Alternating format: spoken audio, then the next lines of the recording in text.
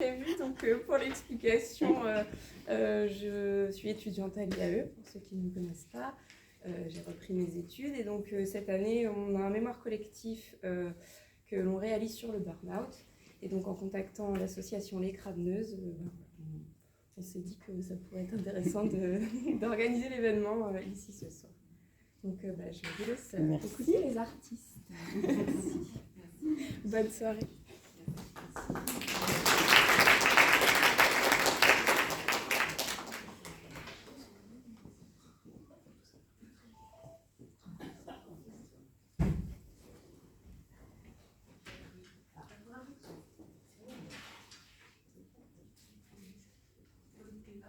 Technique et bien là.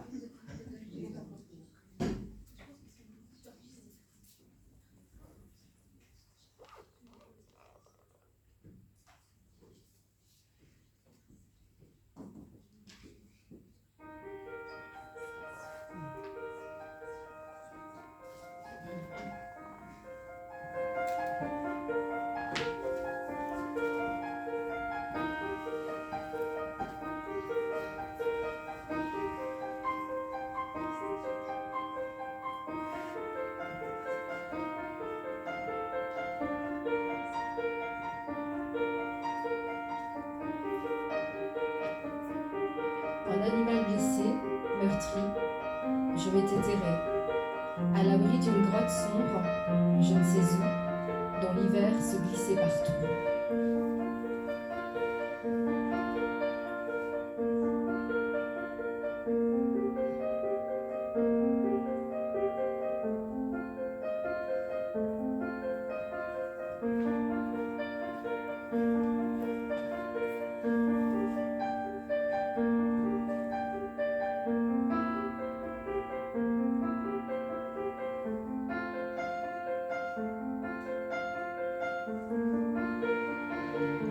Est arrivé, j'ignore comment, un bel article, lu par le vent, d'expertes patientes décidées, du burn-out à nous sauver.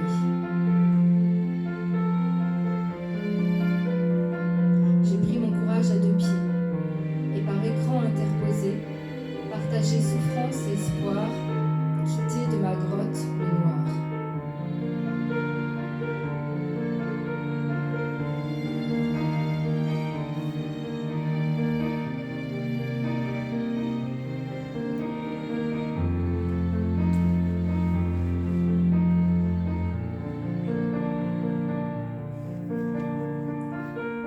Au bout d'un éphémère voyage, j'ai atteint un petit village, celui d'une belle communauté dont je n'étais plus isolée.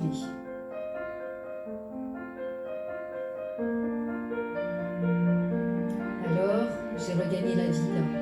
Je me suis sentie moins fragile. J'ai exploré de nouvelles pistes, en étant peu à peu moins triste. J'ai vu se dégager enfin un avenir bien plus serein, consciente surtout, désormais, de ce que vraiment je voulais.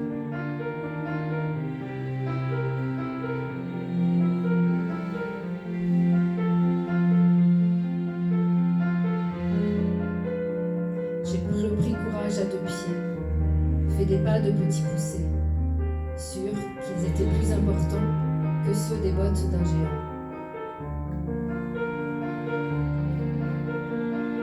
Laissant derrière moi la cité, j'ai pu retourner vers l'été, rassuré sur mes fondations, battre la campagne au mouton.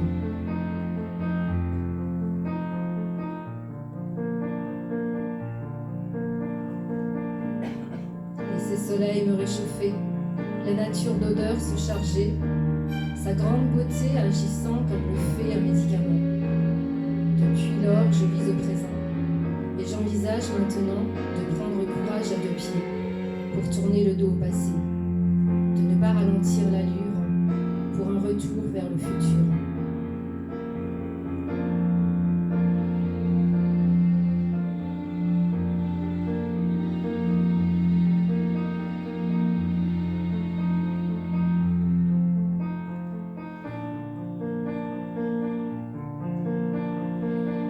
Un animal blessé, meurtri, je m'étais terré, à l'abri d'une grotte sombre, je ne sais où, dont arrivé, j'ignore comment, un bel article mu par le vent, d'expertes patientes décidées du burn-out à nous sauver. J'ai pris mon courage à deux pieds et par écran interposé, partagé souffrance et espoir. Quitter de ma grotte le noir. Quitter de ma grotte le noir.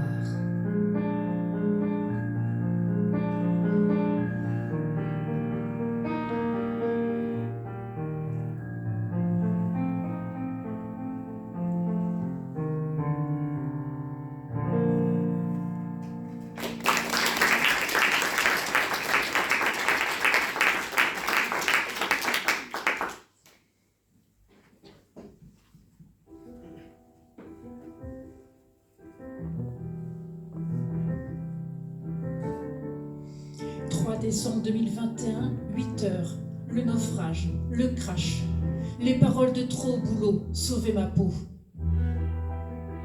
Ce crash a d'abord tout enseveli, mes projets, mon énergie, mes envies. Début d'un long voyage en burn-out aussi, un continent plus qu'un pays. Décembre gris, suis groggy. Janvier, suis englué, comment avancer? Me remettre en mouvement comme avant, marcher, seul ou accompagné. Février, premier sursaut mal assuré, plombé malgré l'envie d'avancer. Démarche lente, fatigue lancinante, accepter de lâcher, couler pour remonter, longuement marcher, posément trotter. Mars, à quand la fin de cette farce? Je m'agace, fais du surplace, sauf sur les traces, sur elle, marcher, trotter, retrouver de l'espace. Avril, reprendre le fil, lâcher, enfin, accepter ce chemin, respirer et transpirer, accélérer, revisiter vallons et forêts, prendre aussi le temps d'observer et d'écouter. Mais relever la tête et viser les étoiles comme jamais. Accepter l'horizon incertain, ne plus avoir peur, marcher et courir sans heurts. Entendre battre mon cœur. Juin, accepter les coups de moins bien, avancer, trébucher, retomber, se relever, continuer. Juillet, encore loin le sommet, gérer le dénivelé, aborder le fractionné, continuer. À août, faire avec les doutes, prendre la mer, quitter la route, loin de la terre, être à l'écoute. Sous la lune et les étoiles, sentir le vent dans les voiles, regonfler les toiles. Septembre, sortir de l'ombre, dans le silence des humains, routes et crêtes, marcher sans bornes, 100 kilomètres, en être encore capable, émotions palpables, les partager avec semblables. Octobre, 10 mois, gris et pluie d'automne, pourtant de plus en plus autonome, sorti jamais monotone, enfin, pouvoir se projeter, nouveau départ, nouveau dossard. Novembre, 11 mois, rester prudente et vigilante, plus que jamais cohérente, foulée analysée, technique revisitée, curiosité aiguisée. Marcher, trotter, monter, dévaler, fatigué, mais tellement motivé. Merci mes alliés. Décembre, 12 mois, 1 an. Pour la suite du chemin, même si long et escarpé, se remémorer ses bornes, marcher, relâcher, courir allégé, continuer d'avancer pas à pas. Chacun est une victoire. À la prochaine saison, compétition, reprendre le trail. Avec raison, reprendre le travail, quittant la burn-out aussi. Laisser à nouveau de la place à l'amour et l'amitié, de l'espace aux horizons, de la respiration à l'inspiration. Marcher, courir, revivre.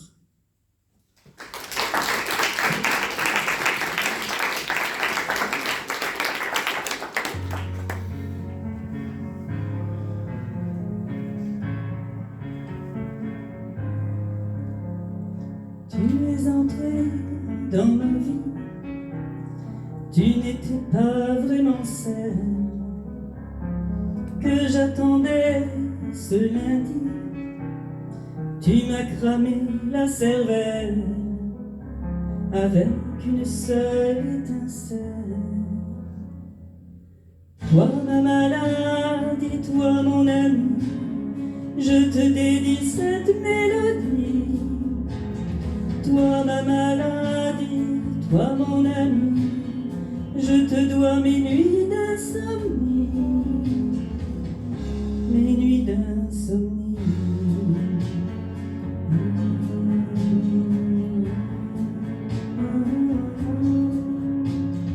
Pourquoi je me sens si mal? Plus jamais je ne serai la même. Je suis un dommage collatéral, je récolte ce que je sème. J'ai trop voulu que l'on m'aime. Toi ma maladie, toi mon ami, je te dédie cette mélodie. Toi ma maladie, toi mon ami, je te dois mes nuits d'insomnie, mes nuits d'insomnie.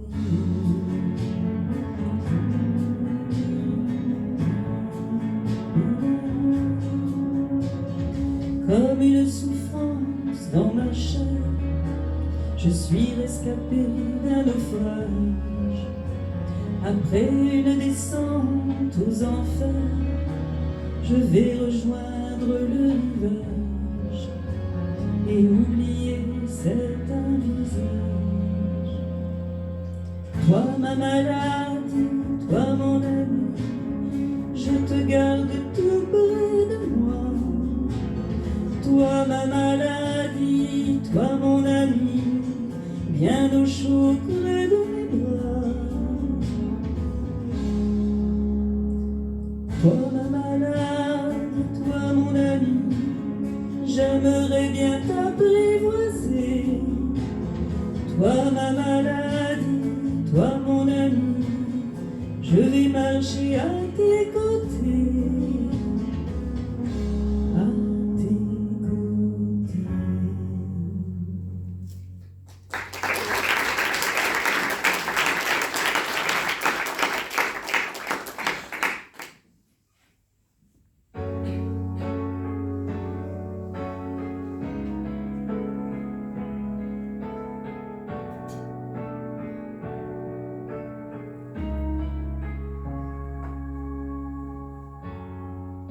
Élaguer tout ce qui encombre et ajuster ce qui aligne. Supprimer les scories de l'ombre, zoomer sur ce qui nous anime.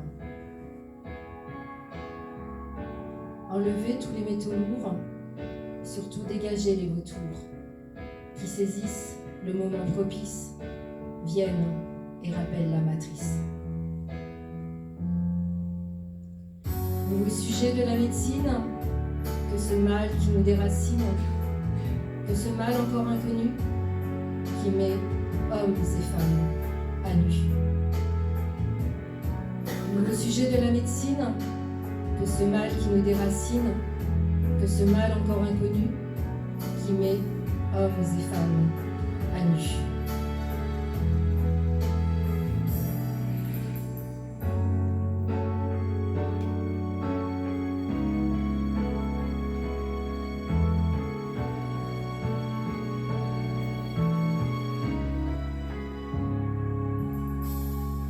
Être résiliente pour évoluer et savourer d'être intégrée. Le burn-out, pire qu'un mépris. Épidémie, non, un déni. Remettre subtilement de l'ordre, nettoyer, débiter et mordre. Tailler en rentrant dans le dur, mangeur de temps et procédures. Nouveau sujet de la médecine, que ce mal qui nous déracine, que ce mal encore inconnu, qui met hommes et femmes à nu. Nouveau sujet de la médecine, que ce mal qui nous déracine, que ce mal encore inconnu qui met hommes et femmes à nu. S'informer, chercher des avis, à nouveau libre comme je suis. Les mots valsent autour de mon cœur, rempli d'amour, je n'ai plus peur. Et pour reprendre l'équilibre, je choisis doucement de vivre, interprétant la liberté dans la série Les Rescapés. Nouveau sujet de la médecine, que ce mal qui nous déracine, que ce mal encore inconnu, qui met hommes et femmes à nu. Nouveau sujet de la médecine, que ce mal qui nous déracine, que ce mal encore inconnu, qui m'a mise à nu.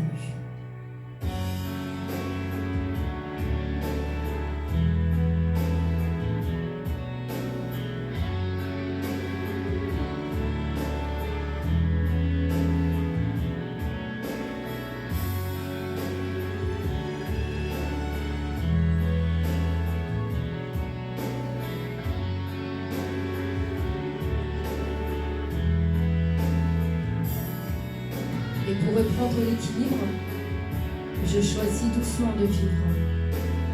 Écouter la flamme intérieure, avancer vers des jours meilleurs.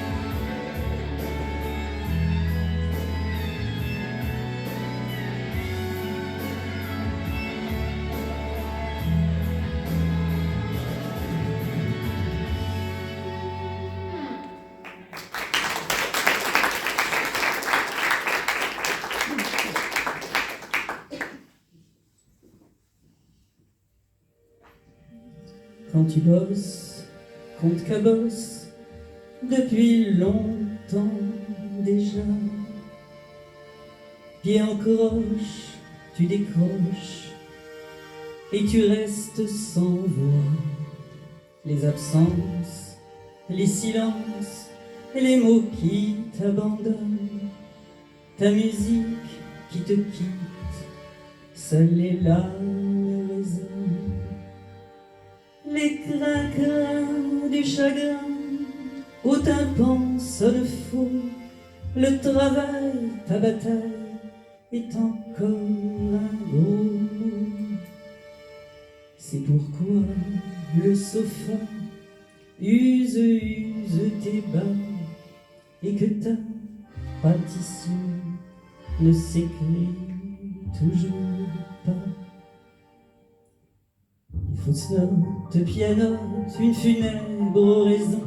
La souffrance de la cadence voudrait avoir raison. Quand l'usure de l'allure aura tué le tempo, les récits de nos vies reprendront allegro. Et ta langue plus exsangue tourne la manivelle pour une troupe qui chaloupe au gré des ritournelles. Et si sur le sofa c'est pas Stradivaria, de tes hauts, de tes bas, un opus tu feras. Le volume de nos plumes sera le juste bruit, couvrant de sa puissance nos silencieux cris. Parachute de nos chutes, de petites chansons, la page blanche se réfute, la portée nous gagnons. Et ça sent la fierté jusque dans le cœur des notes. La solidarité, c'est une affaire de potes. Le sofa, tu oublieras pour le Charivari. Tu reprendras tes droits comme les Stradivari.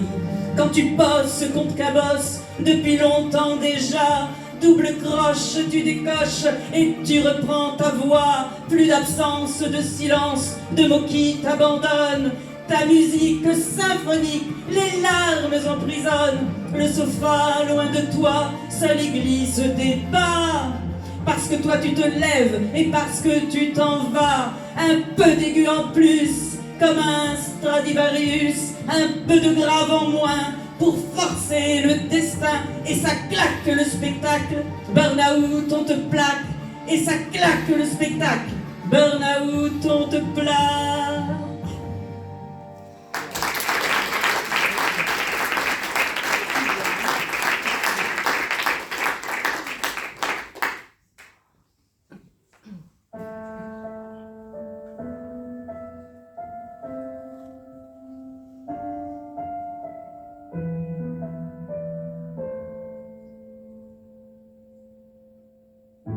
Hommage à vous, mes frères et sœurs cramés, à vous, écrasés sous le poids de votre métier, enfermés dans un carcan, épuisés d'avoir lutté si longtemps. Hommage à vous, petits soldats, chaque jour obéissants, marchant au pas, qui travaillent encore et encore, sans écouter le murmure de votre corps.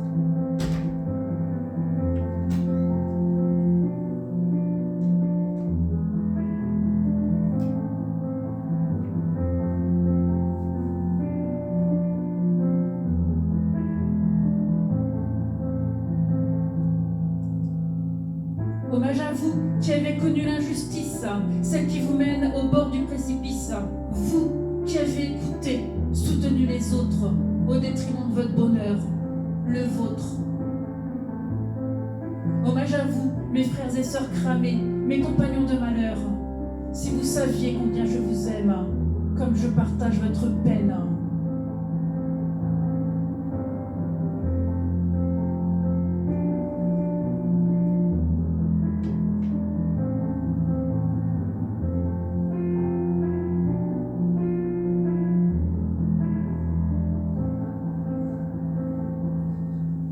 J'aimerais vous crier de ne pas perdre espoir, d'ouvrir les yeux et de voir le beau cadeau que la vie vous donne. Cela vous étonne. Si vous saviez comme le burn-out m'a transformé, si vous saviez comme c'est une magnifique opportunité, comme un cadeau mal emballé.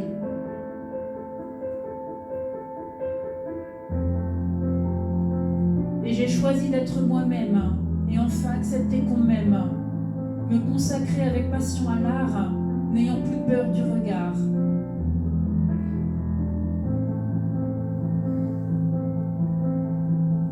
J'ai écouté mon cœur pour m'ouvrir au bonheur.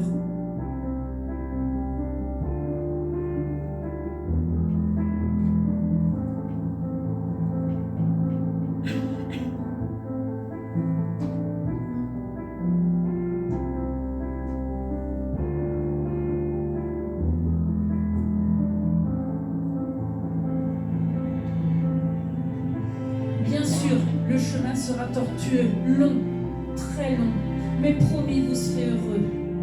Promis, il existe une lumière au bout du tunnel. Promis, vous déploierez vos ailes. Promis, vous vous en sortirez, vous, mes frères et sœurs cramés.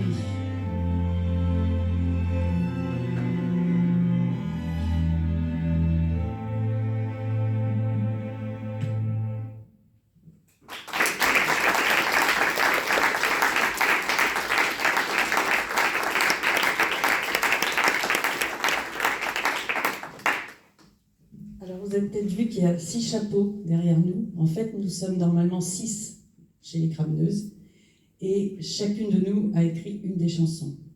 Donc, je vais vous dire rapidement, mais vous l'avez dans le programme normalement. La première chanson qui a été interprétée, déclamée par Nathalie, est une chanson de Catou, qui ne peut pas être là aujourd'hui.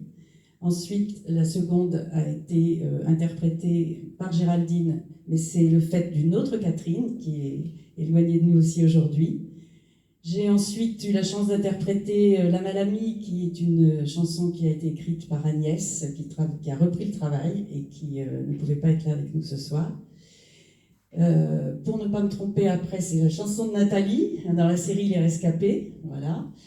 Ensuite, la mienne, Stradivarius, et vous avez fini avec la chanson de Géraldine, qui rend hommage à tous nos frères et sœurs cramés.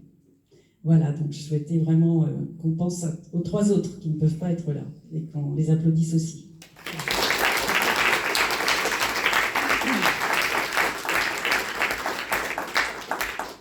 Je vous propose un temps d'échange maintenant, donc on va se rapprocher de vous. Ça va être à nous de vous écouter maintenant.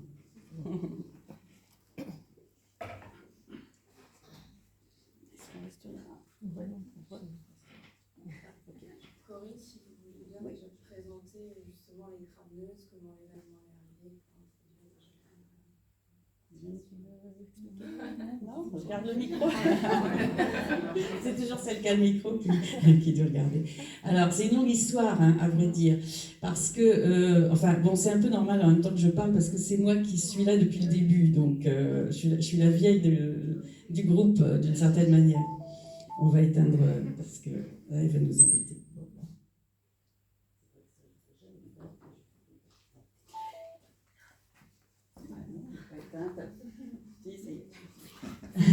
Alors, l'histoire, elle commence en 2019, donc moi je suis en plein burn-out. Enfin, je commence un tout petit peu à aller mieux, mais il se trouve que le service social de la CARSAT, lui, doit trouver que je ne vais pas encore très bien, puisqu'il me contacte parmi un certain nombre d'autres assurés sociaux qui sont en arrêt de travail depuis longtemps pour le burn-out, et il nous propose en fait de pouvoir participer à, on va dire, un groupe de parole, pour faire court, même si je sais que la CARSAT n'aime pas qu'on emploie ce terme-là, mais n'empêche que c'est bien un groupe dans lequel on a pris la parole, donc je trouve qu'il mérite son nom. Je me retrouve avec plusieurs autres femmes. Nous sommes 8 au départ, au bout de très peu de temps 7, et nous restons 7 jusqu'au bout, et jusqu'au bout, c'est 3 mois plus tard, et tout le monde se dit qu'est-ce qu'on va devenir. Et moi je propose en fait qu'on fasse un livre ensemble. Donc on se retrouve chez les unes, chez les autres, et on fabrique ce livre avec nos témoignages. Et donc il y a un premier bouquin aux éditions Dire le Travail qui sort et qui s'appelle « À s'en brûler les ailes ». Mais, comme une bonne chose ne vient jamais seule, une autre maison d'édition a eu vent de notre projet et en fait est intéressée aussi par ce qu'on a écrit et nous propose de finalement faire ce qu'on appelle dans les DVD bonus, ou je ne sais plus, il y a un autre terme pour dire un petit peu ce qui s'est passé dans les coulisses finalement. Donc on raconte notre aventure, notre résilience, comment on a rebondi grâce à l'écriture, et où on en est au bout de quelques temps. Voilà, et ça pourrait s'arrêter là, mais il y en a une d'entre nous qui décide, qui propose qu'on crée une association, et on crée donc une association qui s'appelle les PEST, les patientes expertes de la souffrance au travail, à laquelle d'ailleurs la première chanson fait référence quand elle parle des patientes expertes. Malheureusement, cette aventure des PEST ne durera pas aussi longtemps que nous l'espérions, pour des raisons sur lesquelles je ne reviendrai pas aujourd'hui. C'est la vie des associations, hein, ça peut être parfois compliqué. Mais moi, j'ai gardé du contact avec un certain nombre de personnes qui étaient dans l'atelier d'écriture que j'animais, dans le cadre de cette association, dont Géraldine et Nathalie, qui sont ici présentes, et puis les autres crameneuses également. Et on décide de se revoir et on se demande ce qu'on va faire. Alors, au début, on pense à nouveau faire un bouquin, mais il y en a déjà 2. Bon, des bouquins de témoignages, il y en a quand même un certain nombre. Donc finalement, on se dit que c'est peut-être pas le bon vecteur. Et comme nous sommes plusieurs dans le groupe des crameneuses à tâter un tout petit peu de la chanson, ou en tout cas de s'intéresser à l'écriture et autres, de textes, de slam, eh bien on décide d'utiliser ce vecteur-là. Et chacune de nous donc, a pour mission d'écrire une chanson et de trouver une musique pour la mettre dessus. Donc, vous avez bien sûr reconnu des musiques assez célèbres, donc vous avez les noms des compositeurs sur les petits programmes. En toute légalité. Nous avons acheté la version karaoké de chaque bande-son que vous avez entendu ce soir. Et voilà, c'est parti. On s'est dit, bon, on a 20 minutes de concert. Évidemment, c'est trop court pour faire seulement un concert. Et puis, c'était pas forcément notre projet initial. C'était surtout de déclencher une discussion, un échange et de porter nos témoignages à la connaissance de personnes qui sont en souffrance ou qui connaissent des gens en souffrance au travail et de se dire que peut-être on pourrait apporter une toute petite pierre à l'édifice. Voilà, donc maintenant, pour nous, ce qui est important, c'est d'échanger avec vous. Voilà ce qu'on voulait vous dire, et on vous remercie d'être là, et on remercie Wendy d'avoir pris en charge l'organisation, et je remercie beaucoup Jean-Christophe Regander, qui est là aussi, et qui a toujours répondu présent quand je l'ai sollicité. Nous avons été partenaires dans mon ancienne vie, avant mon burn-out, et je le remercie d'être resté présent. Puis dans la salle aussi, j'ai des amis et des anciens collègues voilà, que je croise de temps en temps, et je remercie Véronique, Sébastien, Gracia, voilà, d'être là. À vous. Et on peut arrêter avec le... Ouais.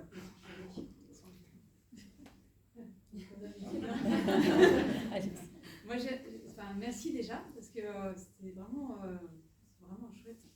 Et j'ai l'impression qu'avoir eu tout ce travail d'écriture, ça vous a permis de vous réapproprier la parole, de mettre des mots. Et je voulais savoir si un des points communs dans la souffrance au travail que vous aviez eu, c'était peut-être justement aussi le fait de ne plus pouvoir parler.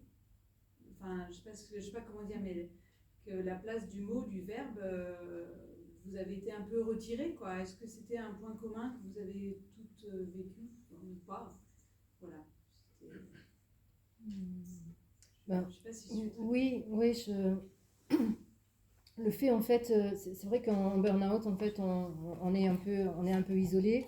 On est un peu isolé du monde, et puis en même temps, avec cette maladie, on ne peut pas non plus être aussi active et se rendre aussi sociable comme on l'était avant.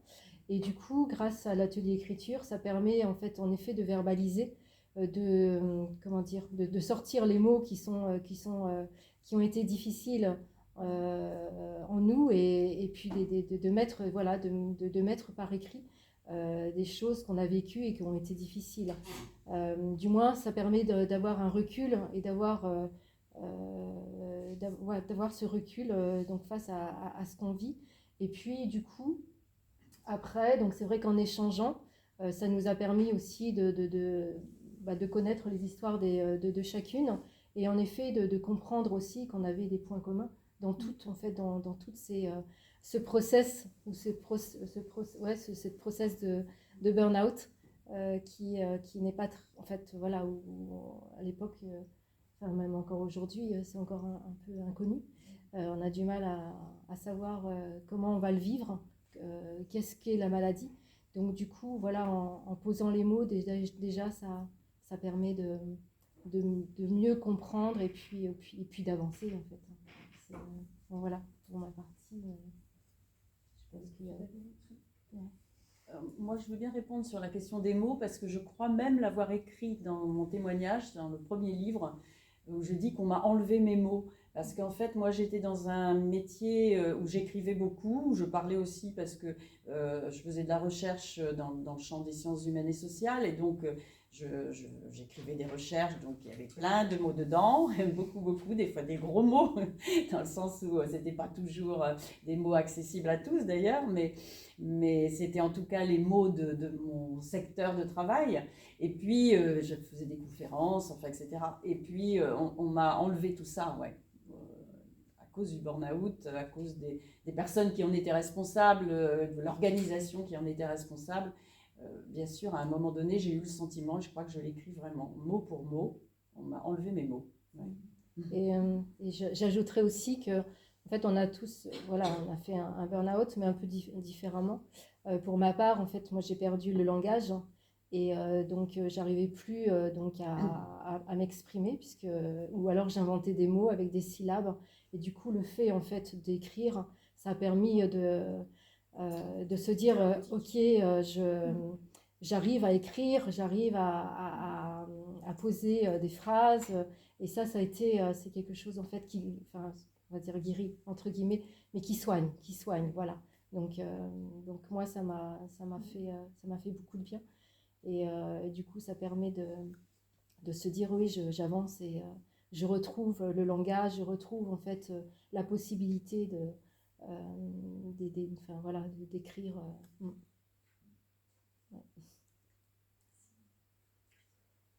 Déjà, bravo à vous, parce que vous vous avez toutes les six une très belle plume et j'ai trouvé ça vraiment prenant comme façon de raconter vos histoires. Merci. Et avec mon groupe de travail, là, cette année, Wendy, on fait partie d'ailleurs.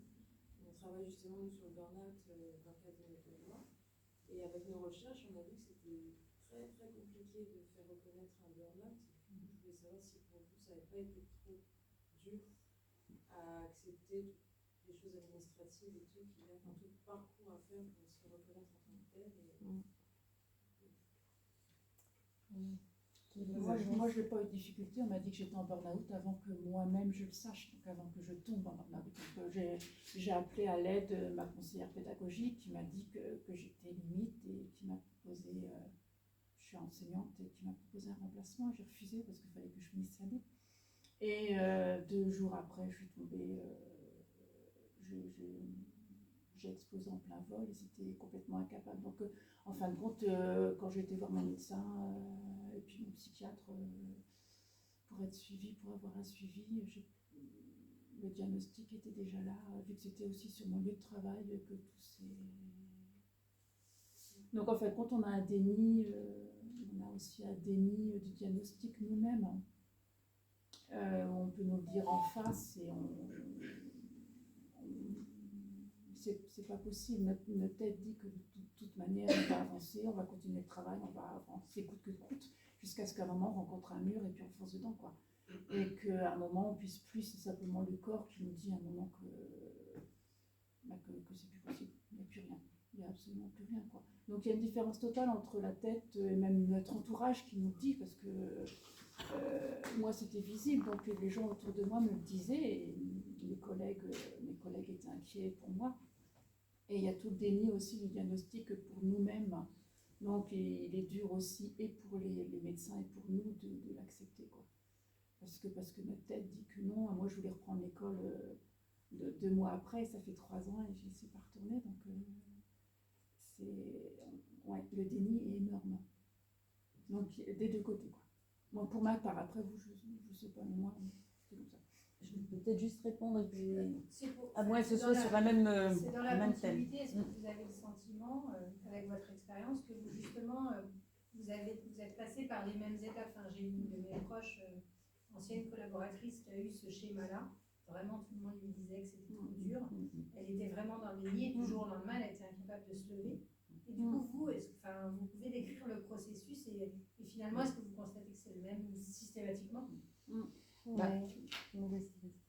Ouais, j'ai envie de dire vraiment oui à 200%, parce que quand on a quand même créé l'association Les Pestes, on a eu jusqu'à une centaine d'adhérents. Ça commence à être un nombre assez important pour pouvoir commencer à tirer des petites généralités.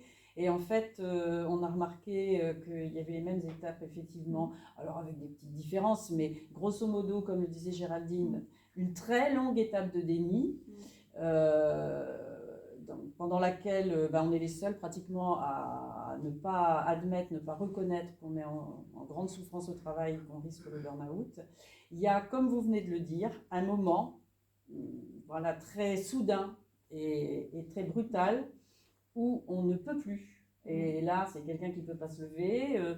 Je me rappelle d'une des collègues qui était restée assise dans son escalier, qui n'avait pas pu aller plus loin. Pour ma part, en fait, je rentrais d'un travail de recherche sur le terrain et plusieurs fois, j'ai eu un trou noir sur la route et j'ai commencé à avoir des symptômes d'un AVC. Et en fait, étant donné que j'étais dans le déni, c'est mon corps qui m'a dit tu vas t'arrêter maintenant, et qui m'a envoyé à l'hôpital en neurologie, où même les neurologues ont été bluffés et ont cru que je faisais un AVC, quoi. Il a fallu que l'IRM en fait soit normal pour que là tout d'un coup je me pose des questions et que je me rappelle un documentaire que j'avais vu quelques mois plus tôt avec un monsieur qui avait fait un faux infarctus, pour que vraiment je me dise là il se passe quelque chose. Et effectivement, je le dis à chaque fois qu'on est comme ça en discussion, mais je pense qu'on est tous et toutes capables de dire le jour où nous sommes tombés. Et ce n'est pas un hasard si Géraldine a employé le mot tomber. Moi, je sais exactement le jour, l'heure et l'endroit où j'ai eu ces fameux trous noirs qui ont été le signe qu'il fallait que je m'arrête. C'est pas pour toi, mais... Ouais, moi c'était... voilà, il y a eu... Il y a eu quand même des alertes avant que j'ai pas voulu voir. Et le jour où je suis tombée, donc 18 janvier 2021, j'avais plus la notion en fait de ce qui se passait autour de moi. Et quand je suis allée voir le médecin, donc lui, il m'a expliqué que c'était un burn-out. Le burn-out, en fait, ça résonnait pas. Et j'ai mis 6 mois, en fait, je suis restée en déni pendant 6 mois. Donc à me dire, et puis avec le médecin, en lui disant, mais si, mais moi je vais reprendre le travail dans 15 jours, quoi. Et, en fait, on n'en prend pas conscience, on est tellement en fait dans une suractivité, enfin pour ma part, dans une suractivité, une hyperactivité. On a notamment, moi j'adorais mon travail, donc quelque chose en fait, je prenais vraiment part à ce que je faisais, j'étais extrêmement, comment on dit, investie, voilà, merci, extrêmement investie et du coup, c'est même pas possible de le lâcher. J'avais toujours ce lien en fait avec le travail, et pour moi il fallait que j'y retourne. Et le fait que on soit toujours en hyperactivité comme ça, c'est comme en fait quand, je sais pas si d'entre vous courez, mais quand vous faites de la course au moins 3 fois par semaine, les jambes en fait elles appellent. En fait là c'est le mental qui appelle, comme si là, voilà. Et donc c'est une machine infernale, vous pouvez plus vous arrêter, à moins que le corps dise stop, ou à moins que quelqu'un en fait vous dise vraiment stop, il faut stopper. Mais voilà, et une fois, voilà, au bout de 6 mois, j'ai commencé à accepter le fait que j'allais pas me sortir tout de suite, et qu'il allait falloir énormément de temps pour récupérer. Et voilà, donc, et c'est vrai qu'à partir de ça, pour répondre à votre question, c'est que le fait qu'on est dans le déni pendant au moins 6 mois, enfin, voilà, au moins pendant un laps de temps, évidemment ça met un peu plus de temps aussi pour faire des démarches au niveau administratif, et également en fait pour se faire entendre, dans le sens où il faut aussi expliquer les choses.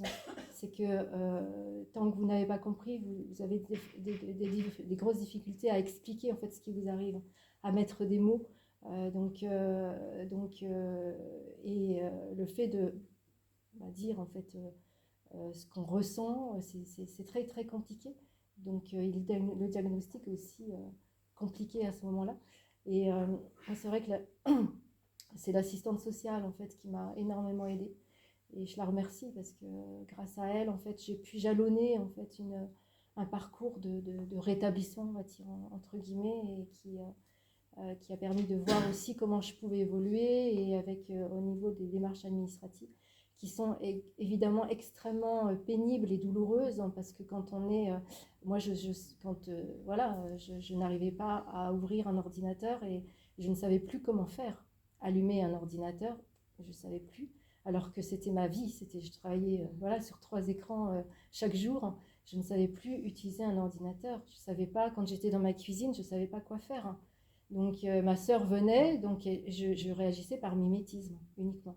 Donc elle faisait ça, mettait la casserole, donc voilà, je faisais pareil. Et après, c'est comme ça que les connexions se refont.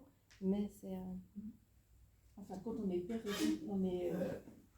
quand on est en burn-out, on peut nous cataloguer de faibles, mais en fin de compte, on est hyper résistant, plus résistante que les autres, quoi. Parce que nous, on a été... il aurait fallu, comme prévention, s'arrêter avant. Mais moi, je ne pouvais pas m'arrêter, dire à mon directeur, je suis fatiguée, je m'arrête. C'était impossible parce que je n'étais pas remplacée. Non, que j'avais 27 élèves, je n'étais pas remplacée. Et en fin de compte, chaque jour, il fallait avancer coûte que coûte. Et l'année se terminait 2 jours après, et j'ai été jusqu'au bout, mais jusqu'au bout de ce qu'il ne fallait pas, quoi. Et c'est une résistance incroyable, comme je le dis, on est des petits soldats, et en fin de compte... c'est notre corps qui nous dit on n'a plus le choix à un moment. Mais c'est parce qu'on a été trop loin, et qu'on a été trop loin, après on ne peut pas faire une machine arrière, c'est trop tard. Ouais. Et en fin de compte, il faudrait s'arrêter avant, ou aller voir un professionnel avant, ou en parler avant, ou se prendre une semaine avant et oser dire à son supérieur je suis fatiguée, je m'arrête parce que je suis au bord du burn-out. Et quand c'est trop tard, je disais à mes collègues qui étaient fatigués dans le même état que moi, puisqu'on a vécu les mêmes choses, arrêtez-vous avant que ça soit trop tard, parce que regardez-moi, quand c'est trop tard, et ben Ben moi, pour moi, c'est quel mot dire, j'allais dire foutu, mais je suis pas foutue. Je retournerai plus en classe. C'est par long en exemple, tout voilà. cas, c'est long. C'est long. Après 3 ans, je retournerai en classe peut-être. Je faire j'ai une pas formation. mis les pieds dans une classe alors que c'était ma passion depuis 3 ans, quoi. Et après, reprendre le travail, c'est compliqué. Je trouve pas le mot, comment c'est complexe en fin de compte, comme un peu un handicap social vis-à-vis du travail, où moi j'ai plus envie de passer ma vie au travail et de me faire bouffer par mon travail. Si je pouvais travailler à mi-temps et gagner... non, c'est pas possible. Mais si je pouvais gagner bien ma vie en travaillant peu, je le ferais. Je considère que j'ai travaillé 27 ans. Pour moi, j'ai tout donné à la société. C'est fini. Mais je suis obligée de retourner dans le travail pour gagner ma vie. Mais c'est en ça qu'on est cramé en fin de compte. On a tout donné, on a donné trop. J'ai donné aussi vis-à-vis de mes enfants, vis-à-vis de tout. J'ai donné ma santé parce qu'après, on n'est plus pareil. Et j'ai donné 3 ans. Donc ça fait 3 ans quand même, j'ai fait plein de choses, mais avec une bonne dépression. Et après, on accepte moins les choses dans le travail, quoi. On est différentes. On est vraiment toutes différentes, quoi. Il y a un avant et un après. Ouais. C'est sûr. Et de manière très brutale. Il y avait une dame, et puis vous après, monsieur. Est-ce que justement vous avez des exemples de personnes dans vos contacts qui ont pu en parler avant à leurs supérieurs et qui ont été entendus? Ben, on est mal placés en fait nous parce Ouais, que justement nous, on a toutes été cramés, mais on est un peu crâneuses maintenant, mais on a toutes été cramés et donc on peut pas, on n'en connaît pas forcément qui, sinon voilà, on serait pas là aujourd'hui.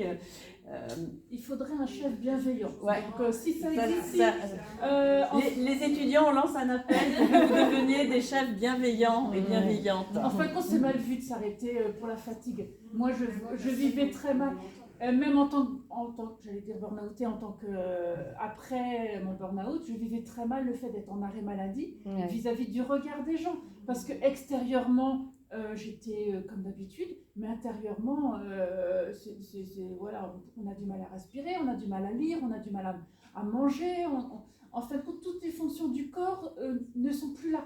On a les fonctions même primitives de manger, dormir, respirer, ça ne fonctionne plus. Et en face, tu as fait un burn-out, il y en a qui disent j'ai fait un burn-out parce qu'ils sont fatigués. Non, c'est pas de la fatigue, on ne dit pas j'ai fait un burn-out, 3 semaines après on est au travail. Ça c'est faux, quoi.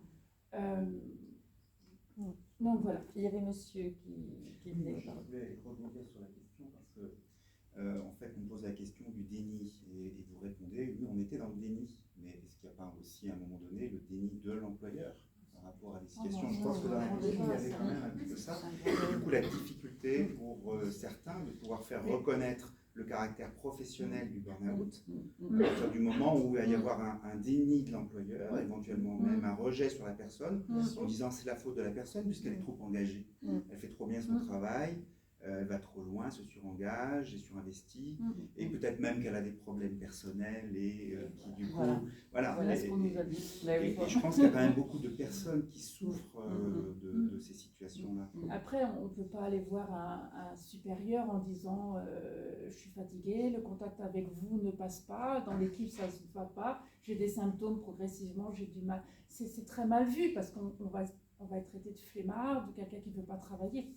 Donc c'est vrai qu'il y a cette surenchère du travail et d'être productif et de donner toujours plus. Est-ce que dans un travail on peut dire non, ce soir je suis fatigué, je ne peux pas faire le dossier.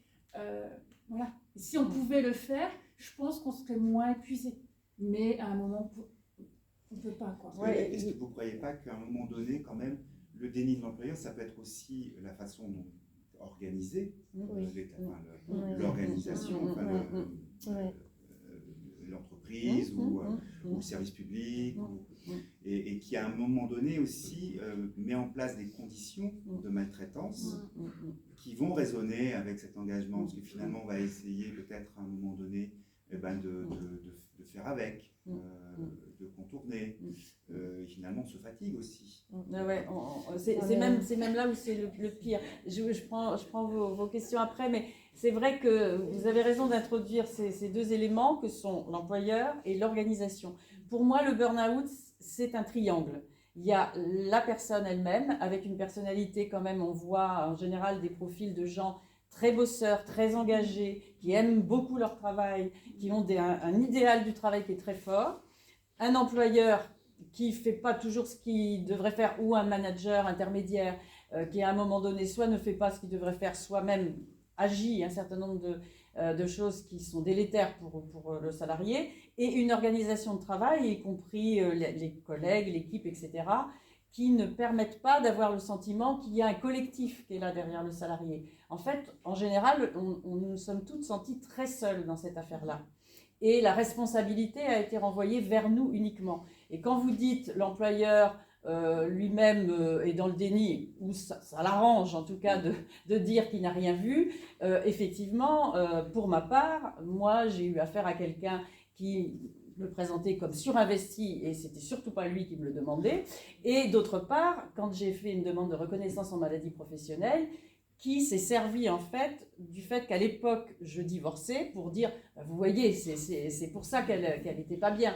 Donc et malheureusement il a été entendu, puisque j'ai eu un rejet de ma demande, alors que le rapport du médecin du travail mais était d'une limpidité totale. Lui il disait très clairement que la responsabilité venait de l'organisation du travail et de l'employeur.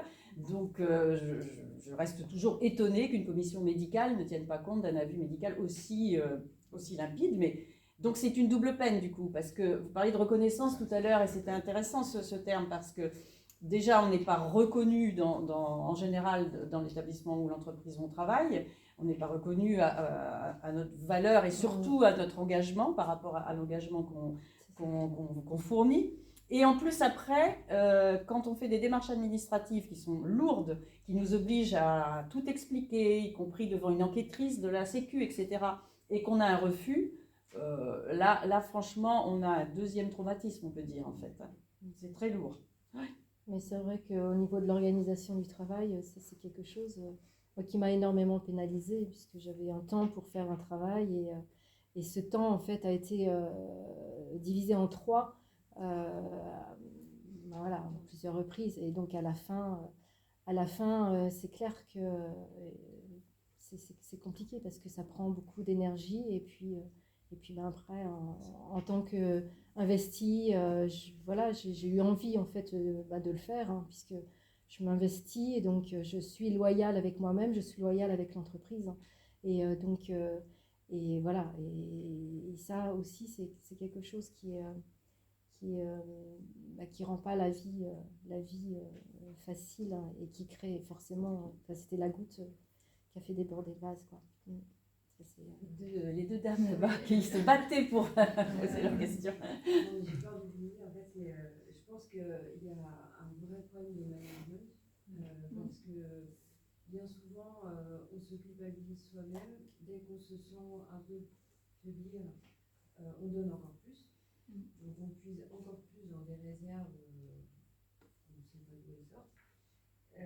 On se coupe aussi de l'environnement, puisqu'on est épuisé, on ne voit plus rien. Et malheureusement, l'administration, moi j'estime, notamment l'inspection du travail, il faut pas leur boulot. Parce que moi je suis tombée dans mon entreprise, il y a eu 6 ou 8 personnes qui étaient aussi en poste et qui ont dit les problèmes. Et ça fait 2 ans et rien ne fait. Mais rien. Et du coup, c'est difficile de se sentir légitime. Bien sûr. Je pense que tant qu'on n'a pas à un moment donné légitimé ce qu'on a vécu, on est incapable de démarrer sur autre chose. Et ça peut durer des années. S'il faut en passer par un process, il faut aller manifester devant la directe ou autre. Il faut légitimer. Ah oui, vous avez raison, c'est un peu comme un enfant abusé qui a besoin que la justice passe pour dire qu'il a été abusé. Nous, c'est pas du même ordre, c'est vrai, c'est pas du même registre, et puis je ne voudrais pas qu'on compare, mais c'est la même idée, c'est-à-dire qu'on a besoin effectivement qu'à un moment donné, il y ait une autorité qui reconnaisse ce qu'on nous a fait, ce qui nous est arrivé. Et quand on n'a pas ça, eh ben, on met beaucoup plus de temps à s'en remettre. Effectivement, bon an, mal an, on remonte tout doucement la pente, mais c'est vrai que ça reste extrêmement compliqué et il faut qu'à un moment donné, il y ait au moins une parole de quelqu'un qui vienne dire oui, vous avez souffert. Et je crois que quelque part, ce qu'on fait là avec les crânes, c'est aussi une manière de trouver cette reconnaissance-là. C'est-à-dire que là, vous êtes là ce soir. Pour moi, c'est une manière quand même de légitimer ce qui nous est arrivé, puisque vous pensez qu'on est suffisamment intéressante et ce qu'on dit a suffisamment de force pour que vous veniez nous écouter ce soir et échanger avec nous. Donc je pense que si on a choisi, entre guillemets, un vecteur artistique, avec plein de guillemets autour d'artistique, parce qu'on n'est évidemment pas des pros, hein, mais c'est pas grave, on essaye de faire quelque chose, en tout cas avec de l'écriture et de la musique, eh bien, si on fait ça, c'est parce qu'on cherche à avoir cette reconnaissance-là autrement, parce qu'on s'est rendu compte qu'on ne l'aurait pas ailleurs, on a déjà tenté, et puis on ne l'a pas eu. Donc, mais c'est très juste ce que vous dites là. Je pense que mes collègues sont d'accord. Bonsoir. Je ne sais pas comment commencer parce que déjà bravo pour vos chansons. Je ne sais pas si vous avez parlé de vos livres, mais je ne sais pas si vous avez un CD, si on peut écouter vos chansons, parce que je crois qu'il n'y a pas une seule parole qui ne parle pas. Et on se sent un peu pris. C'est difficile quand ça fait un an qu'on n'a pas travaillé de dire à des amis, à son conjoint, je suis fatiguée, alors qu'eux ils vont travailler et que nous on ne travaille pas. Que ça soit la date, que ce soit le sofa, que ce soit. Enfin, je crois qu'il n'y a pas une seule parole qui ne parle pas, donc je ne sais pas si on peut les réécouter pour nous, pour l'entourage. Donc il y avait déjà ça. Il y avait aussi pour répondre au niveau de l'organisation, enfin mon point de vue. Moi j'ai la chance d'avoir une binôme où on s'est plaint plusieurs fois, on a dit on n'en peut plus. Et en fait, moi ça faisait des années que je ne pouvais plus. J'ai profité que ma jeune binôme qui venait d'arriver n'en pas non plus pour dire on n'en peut plus, on a trop de travail, on va craquer, on n'y arrive plus. Mais en fait, la solution, c'était de nous enlever tout ce qui était intéressant, de nous enlever tout ce qui était la qualité de notre travail, en fait, de donner à quelqu'un d'extérieur qui n'avait même pas le même diplôme que nous. Et nous, en fait, on était bons faire la route. Donc, un jour, je vais à la médecine du travail, et elle me dit je ne comprends pas, la psychosociologue, elle dit vous avez des ressources. Oui, on peut avoir des bonnes ressources, mais quand tu trouves le moyen de vous fatiguer, vous faites 3, 4, 5 heures de route tous les jours. Il y a un moment, on ne veut pas s'arrêter, mais c'est le corps qui lâche. Quoi. Donc je trouve que, moi personnellement, je fais partie des personnes qui ont dit à l'employeur on n'y arrive plus, mais ça va. Et après, au niveau de la reconnaissance, je souris parce que j'ai demandé une reconnaissance en maladie professionnelle, mais je sais qu'en ayant divorcé il n'y a pas très longtemps, quand ayant un fils qui a des problèmes de santé, ça m'est déjà arrivé en fait. Et puis le problème c'est nous, on est trop sensible, on est trop artistique. Quand j'avais trop de travail, j'arrivais plus vite, je repartais plus tard, donc ça c'était un problème.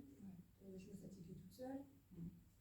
Après c'est pareil, je sais pas pour vous, mais on ne donne pas le meilleur de nous-mêmes dans le sens où quand on n'est pas bien, on est irritable.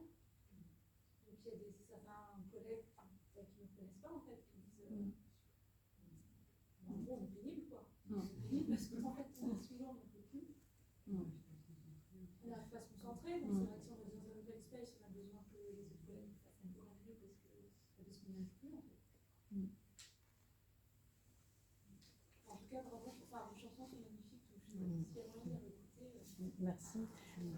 Alors ça, c'était une de nos interrogations il y a encore assez peu de temps, avant qu'on démarre ces petits concerts forums, comme nous les appelons. C'était de savoir si on allait soit faire un CD, soit peut-être utiliser les plateformes qu'il y a aujourd'hui pour y déposer de la musique, pour effectivement que nos chansons puissent être écoutées par les gens qui le souhaiteraient. On n'a pas encore pris de décision par rapport à ça, mais vous faites bien de le dire parce qu'il faut qu'on en reparle sérieusement de ça entre nous. De la même manière, on s'interroge sur le fait d'en écrire d'autres. Voilà, à un moment donné, on s'était posé la question d'associer d'autres personnes aussi. Enfin, tout est ouvert par rapport à ça. On voulait tester ces petits concerts forums. Là, on en est au 5e peut-être, un truc comme ça, qui marche bien partout, avec des publics et dans des lieux totalement différents. Donc ça nous rassure parce qu'on sent que... Enfin, ça nous rassure, oui et non, parce que ce qui nous embête, c'est de voir qu'il y a des gens qui continuent beaucoup à souffrir, mais en tout cas, on pense qu'on n'est pas décalé, déconnecté et que ça fait vraiment écho. Et vous nous redites ce soir, donc on va terminer notre petite tournée qui est nationale parce qu'on est déjà allé en Alsace, on va aller à Fécamp, on va aller peut-être à Reims, voilà, peut-être à se rapprocher un peu de la Bretagne à un moment donné parce qu'on a une acolyte qui a fait un sketch, elle, sur une petite scénette de théâtre sur le burn-out, donc on se disait qu'on aurait peut-être quelque chose à faire ensemble. Donc on est plutôt contente de la manière dont ça se passe. Et après, effectivement, qu'est-ce qu'on va faire? On est dans ce questionnement-là. Parce qu'on ne peut pas non plus ressasser toute notre vie. C'est aussi une des questions qu'on a en tête. Hein. On se dit attention à ne pas non plus faire ça à 5 ans, 10 ans. Donc faut voir. Moi, je voulais juste témoigner parce que j'avais lu À s'embrûler les ailes.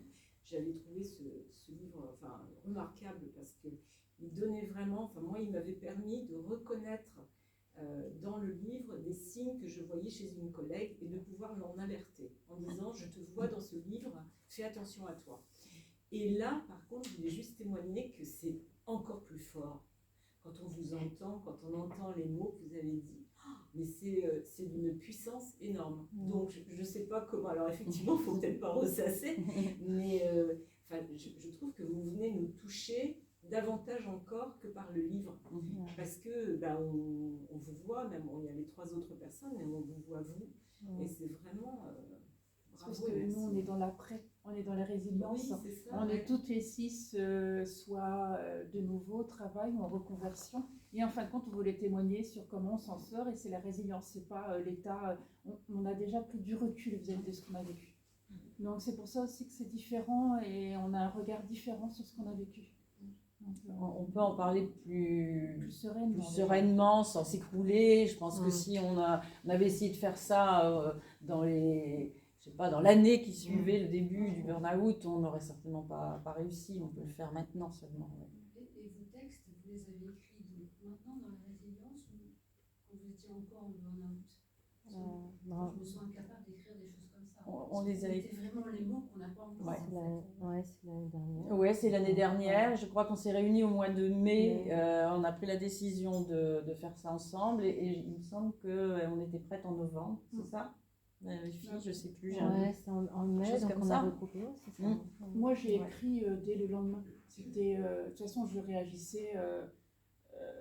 J'avais l'impression d'être un animal qui réagissait qu'avec son instinct animal. En fin de compte, on appelle ça le cerveau reptilien. Et en fin de compte, c'était exactement, c'était instinctif. Et c'était ma seule survie. Je me mettais auprès des vagues parce qu'il n'y avait que là que je respirais. Et en fin de compte, j'écrivais. Et après, j'ai pas relu, j'ai tout brûlé. Après, j'ai réécrit une 2e fois avec un peu plus de recul. Après, une 3e fois, j'ai réécrit mon récit en le transformant en poésie. Et après, j'ai commencé indépendamment à faire du slam et à écrire des textes avec aussi du recul, mais j'ai jamais arrêté. J'avais l'impression, je sais pas pourquoi, mais en fin de compte, quand c'était sur le papier, j'avais l'impression que ça sortait et que ça mettait en ordre mes idées. Et mon récit, au fur et à mesure, donc ça a duré quand même plusieurs mois, était de plus en plus structuré. Et c'est comme ça, en fin de compte, que j'ai réussi.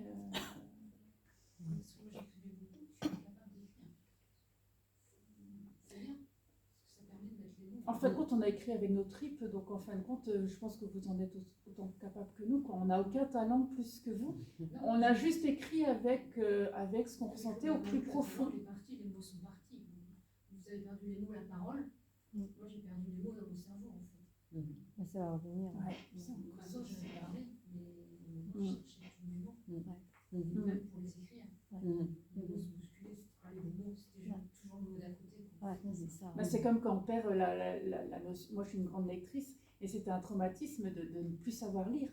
Ça paraît complètement fou, en plus en tant qu'enseignante où j'ai enseigné la lecture, de plus réussir à lire ou à suivre une émission de télé. C'est complètement fou, quoi. Et je me rappelle l'émotion quand j'ai réussi à lire. Alors au début, je lisais des nouvelles pour adolescents et quand je réussissais à lire, j'avais l'émotion d'un gamin de 5 ans qui apprenait à lire, quoi.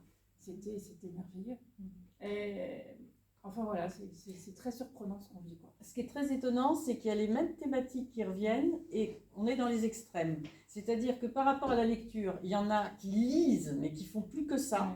Je pense à une jeune femme qui était dans mon atelier d'écriture et dont la chambre était jonchée de livres et son mari pouvait même plus rentrer dedans. Enfin, c'était un refuge, elle passait son temps là-dedans, mais c'était dans l'excès évidemment.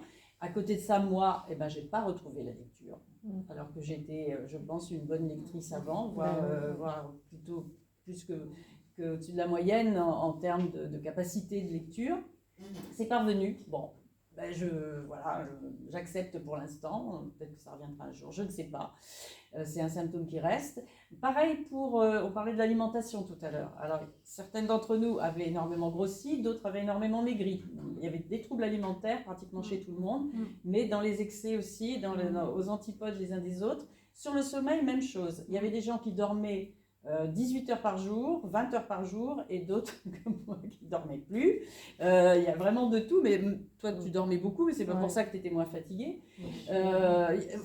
On retrouve la lecture, c'est l'écriture, le sommeil, l'alimentation sont des thématiques qu'on retrouve, mais avec des différences très importantes entre nous, mais ça reste un désordre en tout cas. Ouais, pour moi, la lecture est encore compliquée aujourd'hui. Ça m'arrive quand même maintenant de lire un livre, mais il ne faut pas que ce soit trop compliqué non plus. Ce que j'ai pas pu faire et ce que je ne peux pas faire aujourd'hui, c'est aller au cinéma. Je ne peux plus. Je ne peux plus aller au cinéma, regarder un film, et regarder la télé, c'est extrêmement compliqué. Donc les lumières, je suis très très sensible en fait à tout ce qui est luminosité, les écrans. Mon PC, c'est un écran noir maintenant et je ne peux pas non plus travailler très longtemps. Donc voilà, c'est des difficultés aujourd'hui qui font partie de la vie. Oui. J'ai une question au niveau fatigue, énergie, fatigue. Est-ce que vous auriez pas des conseils, mais plutôt votre expérience? On a l'impression, moi ça va faire 1 an que je suis arrêtée et que je suis peut-être même plus fatiguée qu'au début de l'arrêt parce que, comme vous avez dit, je crois dans une des chansons, au début j'ai une sorte de résistance. On continue à être hyper actif et avoir. Et puis, j'ai l'impression que moi, ce qui m'empêche d'avancer, c'est cette fatigue intense. Ça revient. Moi, on avait la chance dans le groupe d'avoir différents niveaux. Et en fin de compte, la fatigue dure longtemps. Donc, les copines qui s'en étaient sorties disaient mais t'inquiète pas, nous ça fait plus longtemps qu'on est en burn-out et ça revient. Et je tenais que grâce à ce qu'elle me disait. Et un jour réellement, c'est ce que je dis, promis, on s'en sort. Un jour réellement, on se rend compte qu'il y a moins de fatigue. Mais ça dure 1 an et demi, 2 ans. En fait, c'est long. Pour moi, c'est fini. Ouais, pas pour moi. Donc, moi, ça fait 3 ans et je suis encore très fatiguée. Donc en fait, il faut gérer. Il faut gérer au quotidien cette fatigue, c'est-à-dire que je vais être... maintenant, je suis monotâche déjà, donc ça change. Et puis, je ne peux pas, je peux pas me permettre de faire... par exemple, aujourd'hui, donc voilà, cette soirée était programmée. Je ne peux pas faire autre chose. Parce que c'est un investissement pendant 2-3 heures. Et du coup, j'ai une fatigue. En fait, la fatigue, elle est à gérer au quotidien. Alors après, pour répondre un peu plus profondément, il faut créer son énergie. Enfin, pour ma part, je dois créer mon énergie au quotidien. Donc, j'ai des exercices physiques. Après, il y a toute une prévention. Je peux pas faire du sport. J'aimais faire de la course à pied. J'aimais le taïso. Aujourd'hui, c'est impossible parce que ça me met en difficulté, ça me fatigue énormément. Je mets 3 jours pour retrouver mon état. Voilà. C'est dur dans le retour du travail. Enfin, moi, si je suis active le matin, je vais être pas en forme l'après-midi. Ouais. Et si je fais une journée entière parce que on a des rendez-vous, on ne peut pas se reposer, il va falloir prendre 2-3 jours pour en remettre. Et comment envisager il faut une prévention. En fait, la prévention, c'est qu'il faut s'autoriser à s'arrêter si on en a la possibilité, chez soi, il faut s'autoriser à s'arrêter avant ou après, et dès que les premiers signes viennent au niveau physique, s'arrêter. Donc en fin de compte, on vit différemment. On vit, on s'est créé des bulles, des cocons, où en fin de compte, on se repose pour recharger les batteries. Et même si je suis moins fatiguée, j'ai des temps de repos même dès que j'ai envie, quoi. Dès que j'ai envie. Dès que le besoin s'en ressent. Et c'est comme ça, en fin de compte, que j'arrive à faire plein de choses. Mais on fait 4 fois moins qu'avant. Je ne comprends pas comment j'ai pu faire tout ce que j'ai fait avant. Je gérais tout et je comprends pas. Là, je suis... Juste avant, je voulais juste préciser une chose, parce que ça apparaît notamment dans la première chanson. On sait ce qu'on veut et on sait ce qu'on ne veut plus maintenant. Et en fait, on s'écoute davantage. Alors ça, c'est un gain. Parce que bon, il y a toujours des gains, même dans quelque chose qui crée beaucoup de pertes. Mais un des gains, c'est qu'enfin, pour moi, on s'écoute un petit peu. Et donc, quand il y a un petit symptôme, parce qu'on a toutes gardé un ou deux petits symptômes, en fait, qui sont autant de petites alertes, hein, de petits signaux qui nous permettent de penser que, oh là, il y a un petit grain de sable et ça ne va pas le faire et on ne va pas être bien. Et donc, on s'écoute beaucoup plus. Ce qui permet de limiter effectivement la fatigue ou l'irritabilité ou d'autres choses. Ah ben ça c'est vrai. On n'est pas légitime à être fatigué quand on a autour de soi des gens qui travaillent. Une fille qui fait par 12 heures, c'est fatigant, c'est compliqué. Quand je dis je suis fatiguée. Et on est fatigué des fois des journées à rien faire, quoi. Mais c'est pas la même fatigue qu'avant. Ça va faire un an que je ne faisais rien, je recommence à faire des petites choses. Faire des toutes petites choses, de donner des tout petits objectifs, surtout pas des objectifs trop importants. On n'est pas légitime, et si on dit, ben écoute, moi j'essaie de prendre soin de moi, limite, on s'écoute trop.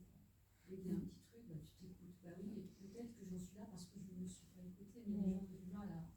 C'est pour ça que, alors, au bout d'un moment, on s'entoure de gens comme nous. Donc, entre guillemets, c'est-à-dire que moi, je compte beaucoup sur la sororité.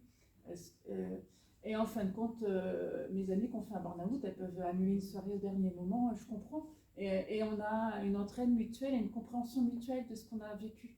Mais c'est vrai que je ferais peut-être, je ne sais pas si ceux, entre guillemets, qui n'ont pas vécu, peuvent le comprendre. Et on a tendance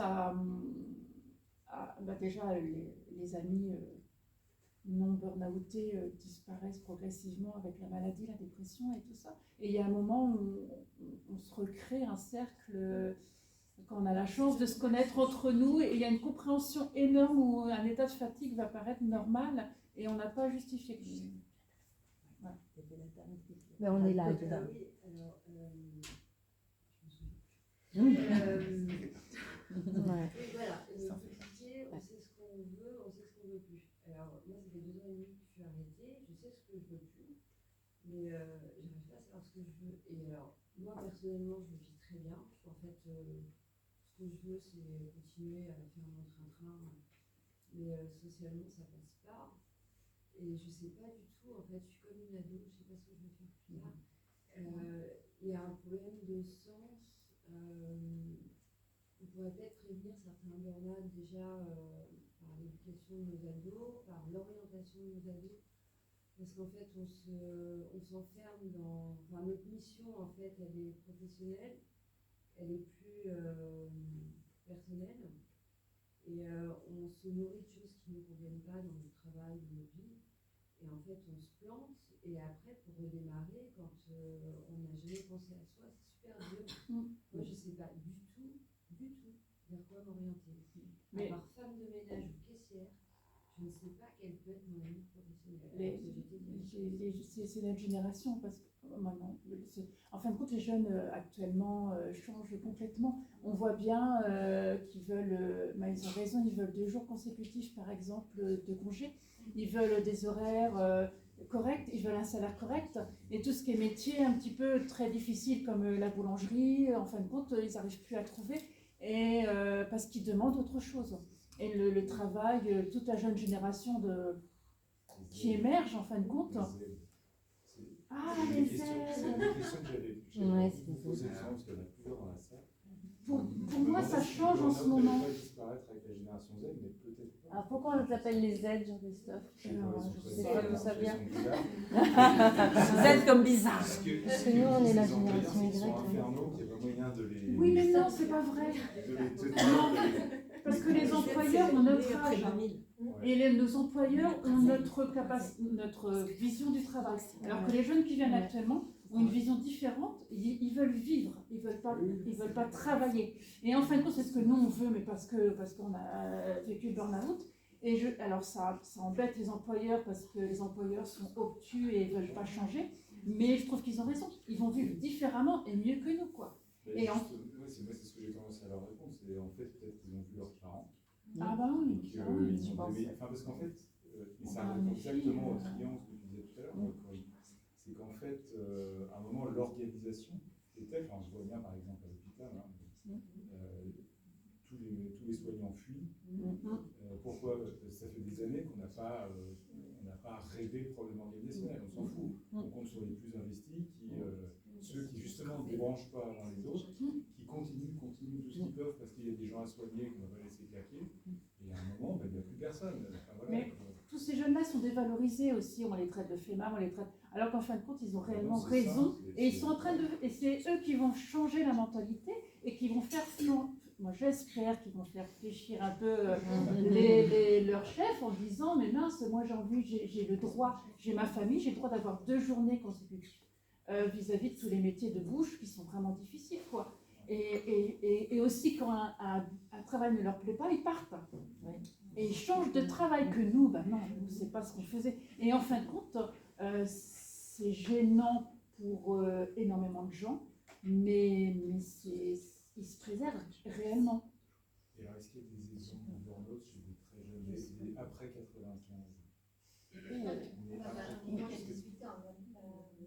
À 26 ans. Ma jeune collaboratrice, je pense qu'il y en a. J'en ai moins, mais il y en a. J'en ai entendu. Majoritairement, c'est quand même les quinquagénaires qui sont touchés d'après les stats, mais il y a quand même il y a un peu toutes les... Il y a des jeunes aussi qui sont désabusés en fait par les méthodes de travail et qui ont de sens où du coup il n'y a pas de tout. C'est des jeunes qui ont des formations, qui des études, c'est pas du jeu. Madame, vous avez une question aussi. Je travaille là-dessus avec une Master 2 qui se pose beaucoup de questions sur la génération Z, mais je me disais justement peut-être qu'ils sont juste pas encore assez vieux pour croiser les mêmes trucs que les générations d'avant, et que ça va arriver aussi. Peut-être.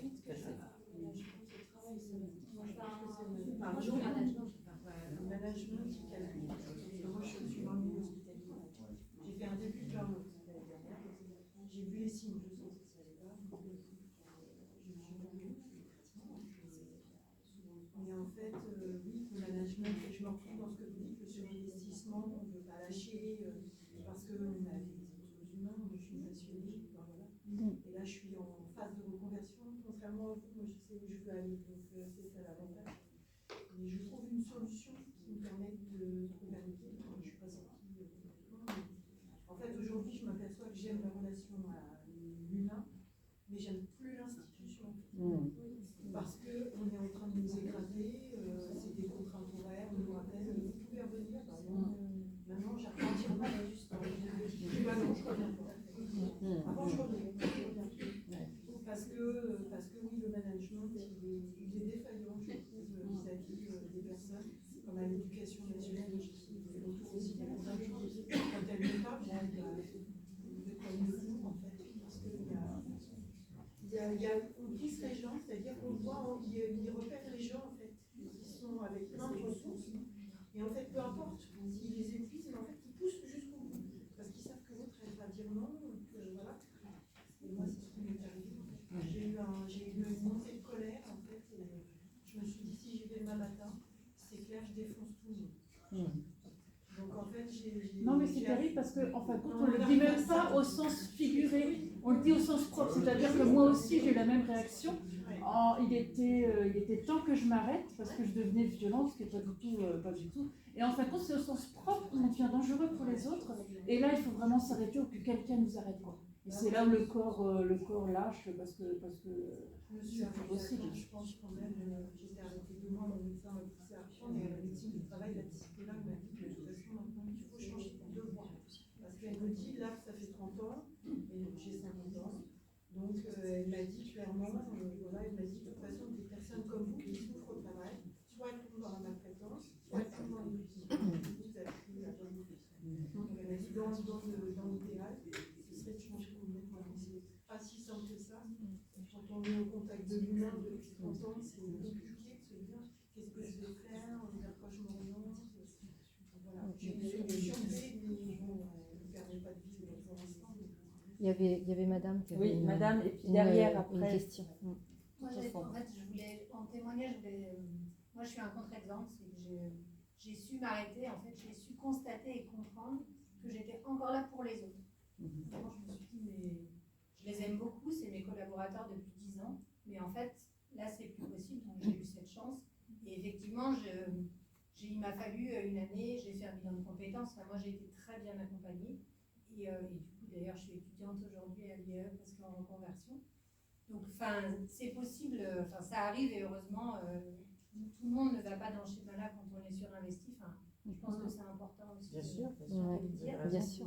Mais qu'à côté de ça, voilà, dans la même entreprise, 3 personnes, et une dont je vous ai parlé qui a 26 ans, qui est tombée très bas, une autre qui a dû se faire accompagner par un psychiatre, et moi qui ai eu. Et celle qui a 26 ans et qui est tombée, elle me disait, c'est bien, il faut que tu t'en ailles parce qu'effectivement, tu restes pour nous. Sauf que 6 mois plus tard, elle avait été dans ce schéma-là, on avait voulu lui dire, mais elle était vraiment dans le déni elle ne s'est pas rendue compte en fait. Mon autre point, c'était par rapport aux professionnels dont vous avez parlé d'une assistance sociale, oui. Vous avez parlé de l'assurance maladie, il existe des choses, des groupes de parole, parce que vous vous êtes retrouvés, et je pense que ça vous enrichit et ça vous aide à vous en sortir, mais qu'est-ce qui existe? Il en existe quand même, parce que c'est l'avantage d'ailleurs de se réunir, c'est qu'on se donne des noms, on se donne des services. Je pense à Cap Emploi pour les questions d'orientation, d'accompagnement, etc. Mais pour ça, alors tout le monde n'est pas prêt à ça, il faut faire une demande de reconnaissance de travailleurs handicapés. Quand on a fait un burn-out, on peut être reconnu travailleur handicapé. Alors on n'a pas la reconnaissance qu'on souhaitait en maladie professionnelle, mais on a cette possibilité-là, même si ce n'est pas forcément évident de le faire. Certains aussi sont en invalidité suite à un burn-out. Donc il y a des choses quand même qui existent. Et l'avantage, entre guillemets, de ces statuts-là, même si ça peut être compliqué de les demander, c'est que ça ouvre d'autres portes. Ça ouvre effectivement des bilans de compétences spécialisés. L'accès donc à Cap Emploi qui est là précisément pour accompagner la personne dans sa réorientation. Puis j'en oublie certainement, mais enfin il y a pas mal de choses qui existent. Le tout c'est plutôt de les connaître en fait. Et de tomber sur les bonnes personnes. Voilà. Tombée sur quelqu'un qui m'a accueilli, c'est elle qui m'a envoyé sur la sécurité sociale, l'assistance sociale. Vraiment, il faut tomber sur les bonnes personnes. Ben oui. Il y a un petit peu de loterie dans tout ça, mais il y a quand même des choses qui existent. Oui, vous vouliez dire quelque chose depuis un moment. Oui. En fait, je ne savais pas si ça intervenait ou pas. C'était la porte d'entrée. Je suis manager intermédiaire justement au sein d'un Cap Emploi. D'accord. C'était l'occasion de réussir à tenter de ramener une vision, essayer positive aussi de certains managers en témoignant en fait du fait que j'ai tenté moi d'accompagner une personne qui présentait de nombreux signes et pour dire que j'avais bien identifié ses difficultés, que j'avais bien identifié qu'elle allait vers le mur et que le process d'accompagnement était super long. Parce qu'il a fallu beaucoup d'étapes, même le fait que moi je lui tende la main, vu ce qu'elle a vécu, ce qu'elle avait vécu en fait dans une autre vie professionnelle, ça a été très très long en termes d'accompagnement, d'étapes à franchir, la médecine du travail. Effectivement, elle était déjà bénéficiaire d'une ERQTH. Et puis, reconnaissance de la qualité de travailleur handicapé, je le dis parce que tout le monde n'est peut-être pas familier avec ce sigle. Voilà, et puis et lui permettre en fait, elle, en fait, de me faire confiance par rapport à ce qu'elle avait vécu avant. C'était compliqué. puis n'allez pas être dans le jugement, mais plutôt l'accompagner à lui dire la charge de travail, ben, elle sera gérée, on la gérera, même si tu dois être absente pour te reconstruire. Et aujourd'hui, elle est en arrêt, et sincèrement, je trouve ça très bien pour elle. Elle a tout un panel d'accompagnement en cours autour d'elle, et elle garde le lien, donc je pense que c'est bon signe si elle garde le lien avant tout. Mais oui, je suis tout à fait d'accord, on a aussi une part de responsabilité dans tout ça. Je ne sais pas si ça fera à l'issue, mais c'est vrai qu'on a des outils, il y a tout un tas de dispositifs qui existent pour accompagner les personnes qui sont effectivement très investies dans leur travail, et puis tenter de freiner un petit peu cette énergie pour que ça dure dans le temps. Merci. Et là, je pense que ça dépend des départements. Dans lequel, par exemple, c'est pas très très long, c'est le temps en fait, de montage de dossier où vous pouvez être accompagné par une assistante sociale. C'est comme la MDH, c'est ça? La MDH, oui. Moi, j'étais accompagnée, hein, je suis même accompagnée par Cap Emploi, et notamment je suis en reconversion professionnelle. Et c'est vrai que ça a été, moi j'ai rencontré des personnes super, qui m'ont vraiment aidée, et justement en fait qui m'ont permis en fait d'avancer sur un parcours, du moins de jalonner un parcours pour la présentation d'un projet. Et là en fait je suis en construction de projet, donc pareil, j'ai un avis favorable pour jalonner la construction de mon projet, donc j'avance, et voilà, et on me soutient, et c'est vraiment très très important pour pouvoir avancer, et puis se dire ben voilà, je reconstruis ma vie, je crée mon travail, puisque voilà, je ne peux plus m'intégrer moi je parle de matrice, du coup voilà, c'est par ce biais que je me reconstruis. Oui, c'était une question. Il y avait le monsieur là. Oui, moi je trouve intéressant parce que je crois qu'il y a une majorité d'étudiants ici, et de savoir en fait comment vous abordez la question du burn-out justement dans le cursus d'année. Est-ce que pourquoi ce sujet finalement a été choisi pour faire un travail collectif? Parce qu'en fait, les étudiants choisissent tout seuls les sujets qu'ils veulent traiter en groupe.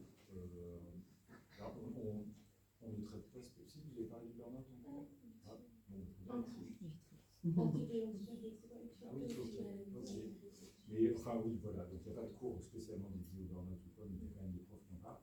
Mais par contre, ce qui est important pour nous, alors on est tous du pôle social, santé, solidarité, qui forment quand même des managers particuliers, puisque plutôt intéressés par le tiers secteur en fait.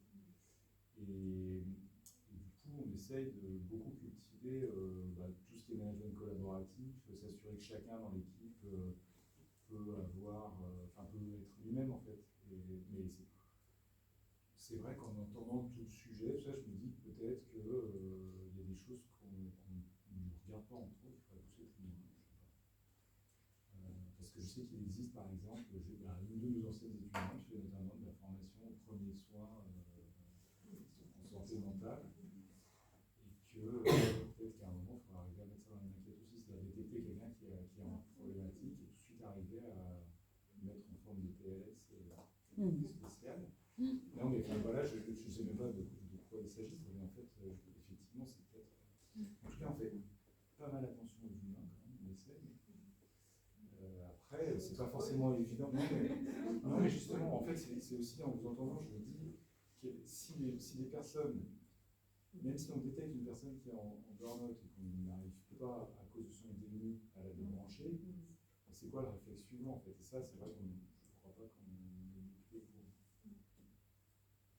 Je trouve que c'est très compliqué que ça, parce que nous, dans l'entreprise, on est plusieurs. Enfin, moi, j'ai détecté chez ma collègue, je parlais toujours d'histoire d'agronome, je pense que... Oui, bien sûr. Je pense que je l'ai raconté à tout le monde, hein, je sais très bien que vous en notez. Et le problème, c'est qu'on n'a pas comme choix, en fait. On se dit, on s'arrête, et après, il se passe quoi? Et en fait, ça fait peur de s'arrêter, parce qu'on s'arrête d'abord, on pense que 15 jours, je suis arrêtée, waouh, on va repartir, et puis non, finalement, c'est un mois. Alors, au bout de 2 ou 3 mois, je dis, c'est bon, je vais revenir en étant thérapeutique, mais en fait, ça fait peur de s'arrêter, parce que, en fait, on sait bien que ça ne va pas, et que je vais pas leur changer d'employeur, fait peur en fait. Enfin, je pense que c'est plus peur que vous parlez des quarantenaires, c'est plus peur à 40, 50 ans qu'à 20 ans en fait. C'est sûr que c'est aussi une différence entre là, quand on parlait de la génération Z. C'est vrai que tant qu'on n'est pas tombé dans le piège de prendre un crédit pour sa maison, etc., on peut changer facilement de travail. Voilà. Non, mais après, il y a aussi tout un courant de gens qui est bien chaos, c'est bien jeune. Regardez, finalement, c'est peut-être le meilleur réflexe. Moi, ce que je peux ajouter, en fait, moi, ce qui m'a manqué, peut-être pour répondre à votre question, pour sortir peut-être plus rapidement du déni, c'est justement qu'est-ce que le burn-out. J'avais aucune définition du burn-out. Et c'est en fait le burn-out à l'époque, enfin pour moi, c'était un fourre-tout. On y mettait tout ce qu'on voulait. Et en fait, j'avais ce fourre-tout en tête et je savais pas. Je savais pas du tout ce que c'était. Et peut-être que s'il y a une personne qui m'avait dit, bah écoute, on se pose, mais pas entre deux portes en fait. On se pose, il y a un vrai entretien et puis on va parler en fait de ta situation et puis je vais t'expliquer ce qu'est le burn-out. Il faudrait pas en fait que tu tombes là-dedans. Là, évidemment, à partir du moment où on met des mots ou des explications, moi, j'écoute, j'entends et voilà, on prendre le temps. Ouais, c'est ça. Mais moi, c'est ça qui m'a énormément manqué, pardon. Mais peut-être aussi qu'on peut se dire que le manager, enfin, alors après, les managers eux-mêmes sont, enfin, aujourd'hui, le management intermédiaire est extrêmement privé sur Ah oui, il y a plein qui sont en burn-out. Santé, par exemple, du CHU, etc.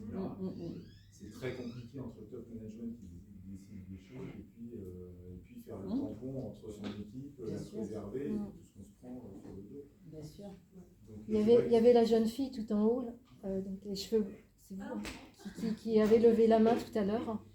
Du coup, en fait, vous parliez des projections, donc je me disais, il y a peut-être un truc à construire en fait, avec les cap emploi justement.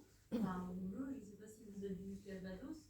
Oui. Et en fait, il y a des actions qui sont mises en place de sensibilisation à différentes typologies de handicap pour les employeurs. Et si ça pourrait être super intéressant de faire quelque chose face à eux et les confronter aussi un petit peu à cette thématique. C'était prévu. Ah ouais, c'est chouette. C'était prévu et puis ça a été. Alors je ne sais pas si c'est annulé, reporté. Il faut que je reprenne contact avec mon interlocuteur là-bas. Et quand j'étais dans les pestes, donc la première association, on avait fait un webinaire en collaboration avec le Cap Emploi du Calvados. Il y avait la dame. Vous. Non, c'est juste pour apporter mon témoignage parce qu'on parle de comment vous enseignez, éventuellement on pourrait enseigner le burn-out. Moi, c'était juste pour donner moi mon témoignage. C'est-à-dire que moi, j'ai pas compris que j'étais en burn-out, le patron non plus, personne n'est en burn-out, il n'y avait que moi en fait. Et personne n'a compris.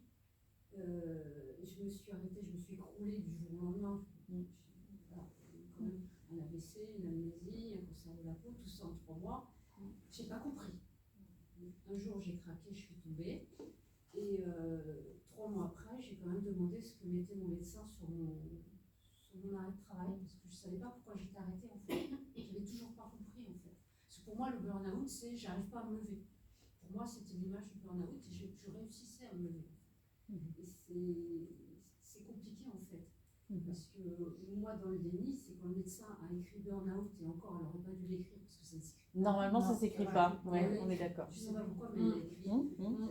C'est là que j'ai compris. Et elle a bien fait de l'écrire. J'ai mis plus de 3 mois à comprendre, 3 mois d'arrêt, alors que ça faisait déjà au moins 6 mois que j'étais en burn-out et que mon corps continuait comme il pouvait. Oui, mais alors justement, vous arriviez à vous lever, mais à un moment, est-ce qu'il y avait encore des choses qui vous faisaient vibrer dans votre vie? Ah, rien du tout. Voilà. En fait, non, mais enfin, je perds des motivations. Par exemple, à l'université, on est dans le même cas que c'est moins grave qu'en santé, etc. Mais c'est pareil, on est sous-effectif, nous en demandons toujours plus, etc. Donc, en tant qu'enseignant-chercheur, on est à peu près libre, on peut arriver à dire merde assez facilement, il n'y a pas grand monde qui peut du coup s'en offusquer par la honte qui nous attaque vraiment. Et c'est vrai que je sais qu'à titre personnel, il y a vraiment des moments où je me dis non, mais là, basta, en fait, je vais faire un truc qui me plaît à moi, mais parce que vraiment, à 20h, je vais me coucher parce que je ne peux plus, j'ai pas envie de me lever le lendemain matin, enfin, il n'y a plus de sens, quoi. Je me dis juste, mais quand est-ce que ça s'arrête? Et là, je me dis, là, c'est trop loin, là, faut que quelqu'un faire un truc qui fait plaisir. Oui, une sorte d'ABS de dernière minute. C'est mon mari qui m'a obligé à aller voir le médecin. Et encore, en fait, je me suis écroulée avant parce que je suis devenue extrêmement violente à la maison. Moi, avec mon 1m50, je devenais vraiment violente. Presque. Des fois, on se rend compte, enfin, moi je savais que j'étais en malade, enfin, je savais que j'avais, en fait, j'avais pas de solution, genre, je savais pas Qu'est-ce que je vais faire? Qu'est-ce que je vais faire? Je vais pas se démissionner. Mais la dame, j'ai l'impression qu'en fait, une fois on a mis un pied dans la soit il faut nous prendre et nous mettre ailleurs, parce qu'on est incapable de donner. C'est peut-être là justement que c'est un on disait tout à l'heure former les managers, il y a peut-être un truc à détecter de la part du manager avant pour que justement il change soit l'environnement. C'est une question d'environnement et de management. Moi après j'arrête. C'est quoi, il y a un truc d'un outil en fait, je pense qu'il y a un outil. Si vous voulez bien, ce sera la dernière intervention parce que on fatigue un petit peu. Donc là, je vais un peu témoigner. Moi, j'étais arrêtée, mais je ne sais pas, moi, 4-5 mois avant, j'ai rencontré le médecin du travail qui m'a dit mais si ça ne va pas, faites-vous arrêter. En fait, voilà. Donc, c'est-à-dire que moi, j'étais cadre management intermédiaire et donc j'ai exprimé des difficultés, enfin voilà.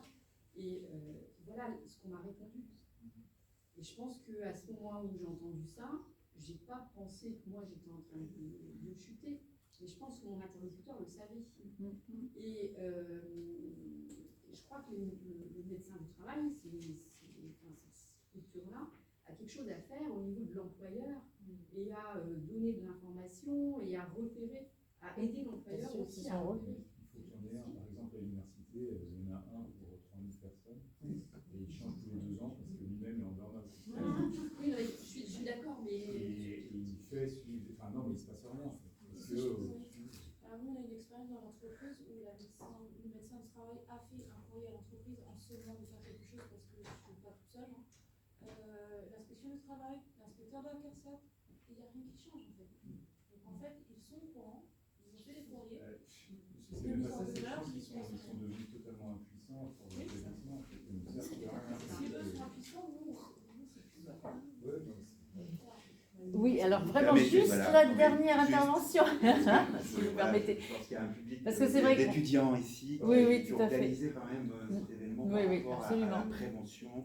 Parce qu'on parle beaucoup effectivement des réactions personnelles individuelles qu'on peut avoir et on n'est pas tous non plus, on ne va pas réagir de la même façon à une situation d'épuisement. Pas dans les mêmes contextes. Ça a quand même une définition française, c'est le syndrome d'épuisement professionnel. Donc, je pense que c'est important quand même pour les étudiants qui sont là, qui sont peut-être des futurs managers demain. Bon, ça c'est ma déformation RH qui parle, mais c'est d'avoir en tête quand même, on parle beaucoup de bientraitance au travail, de qualité de vie au travail, mais qu'il y a quand même aussi beaucoup d'habillage autour de tout ça, et que parfois on fait aussi de la qualité de vie au travail, un peu comme du greenwashing. Donc ce qui est important quand même, c'est, ça a été dit beaucoup, c'est de toujours garder de vue le sens du travail. Je pense que c'est ça la génération qui arrive aujourd'hui, ils veulent du sens. Oui, tout à fait. Et ils ont raison, vraiment raison. Le sens au travail, la bientraitance dans un collectif de travail, c'est aussi la responsabilité du manager, mais même les managers de proximité qui eux-mêmes des fois subissent effectivement la maltraitance du top management. Je pense que déjà, il faut s'interroger soi-même quand on commence à avoir des responsabilités sur sa manière de manager. Et oui, des managers bienveillants, il y en a, ça existe, et il faut les chercher. Il faut les chercher, voilà. Il faut les chercher, il faut aller vers eux. Vraiment, il faut avoir conscience qu'au-delà de soi, il y a des environnements qui sont toxiques, il y a des managements toxiques. Il faut les repérer et il faut faire bloc, il faut faire bloc collectif, et il faut enseigner ça effectivement aux étudiants et aux managers de demain. Parce que malheureusement, dans la jeune génération, on voit aussi arriver des managers maltraitants, très jeunes, voilà, qui n'ont pas forcément eu la formation adéquate, alors qu'on est dans des écoles de management, pense qu'effectivement, il faut quand même beaucoup parler de la prévention de la qualité de vie au travail. Il y a aussi dans ces filières, malheureusement. Moi qui vais dans la restauration et les hôtels, c'est pas possible dans tous les pays. Il y a trop de contingences économiques, il y a trop de tensions économiques aujourd'hui dans la société. C'est pas possible. On exploite des gens, on n'a pas le choix.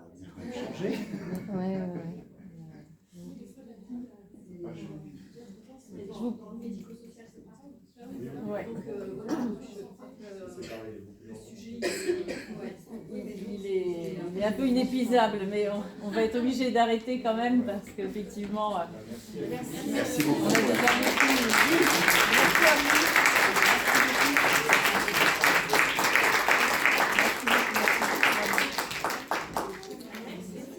Et donc, peut-être qu'un jour, il y aura un CD ou il y aura quelque chose que voilà. On espère.